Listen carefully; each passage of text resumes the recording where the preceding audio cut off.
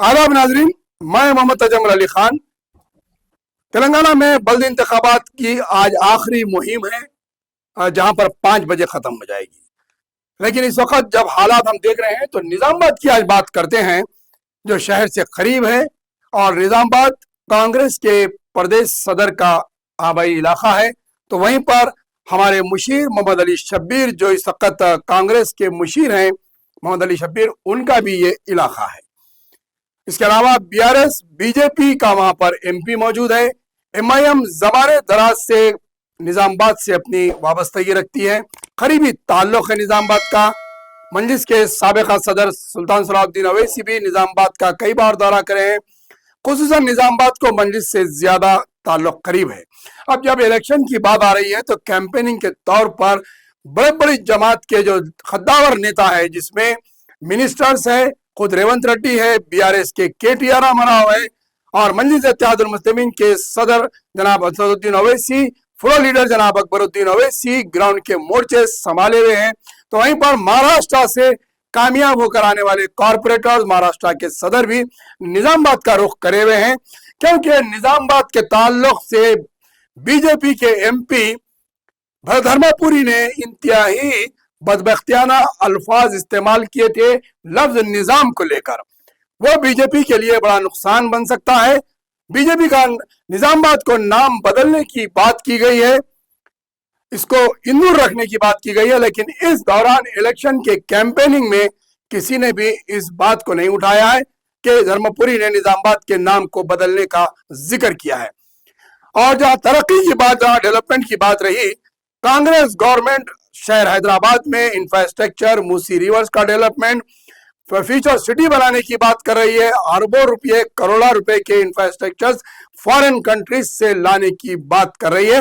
लेकिन वहीं पर निजामाबाद की तरक्की के लिए कोई पैकेज आज तक, अभी इलेक्शन की 5 बजे तक इलेक्शन खत्म होने के लिए, लेकिन ना महेश कुमार गौड़ ने दिया है, ना किसी मिनिस्टर ने निजामाबाद के लिए स्पेशल पैकेज क्या लाएंगे।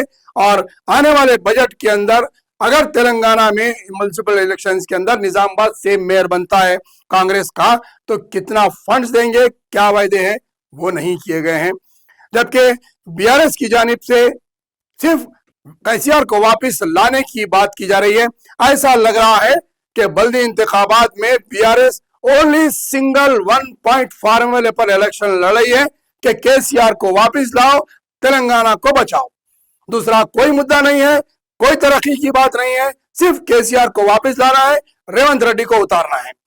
वहीं पर रेवंत रेड्डी के पास खाली वायदे हैं, जमीनी सतह पर कोई फंड्स नहीं है, और केसीआर को निशाना बनाना, केसीआर की 10 साल इख्तिदार के बाद में उसके ऊपर डिस्कस करना और उसे निशाना बनाना, यही है।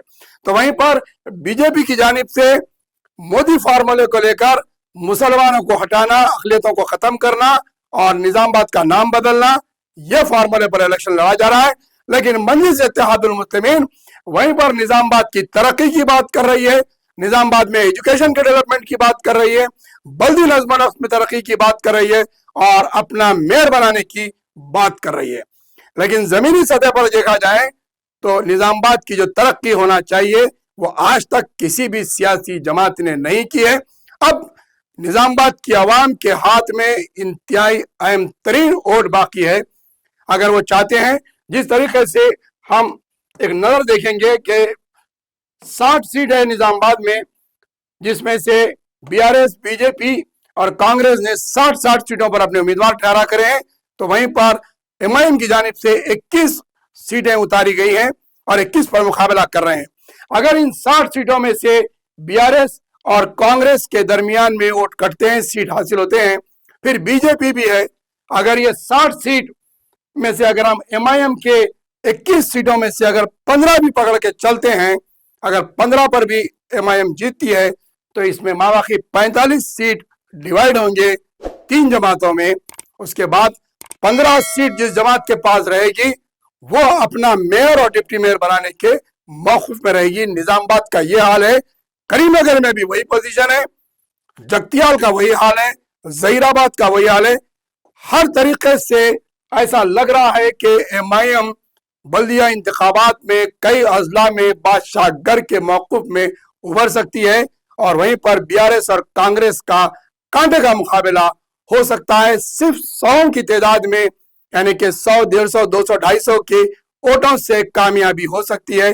بڑی تعداد کے ووٹوں سے کامیابی بھاری اکثریت سے ہونا ہر پارٹی کے لیے مشکل نظر آ رہا ہے.